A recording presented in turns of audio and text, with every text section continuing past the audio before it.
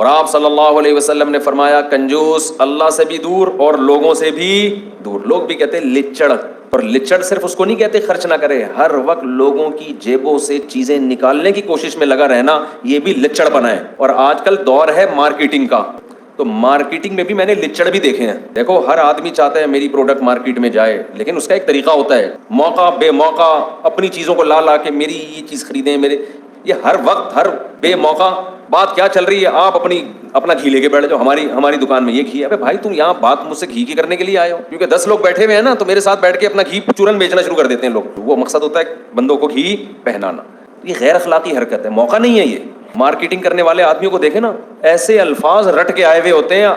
ये भी लालच है, आप दुकान पे बैठ गए, आप कस्टमर आ रहे हैं जा रहे हैं, जितना रिस्क इज्जत के साथ आपके मुकद्दर में है अल्लाह आपको दे देगा। दूर दूर से आवाजें बढ़ रहा, हाँ बाजी, हाँ सूफी साहब, मार्केटों में चलो तो क्या होता है।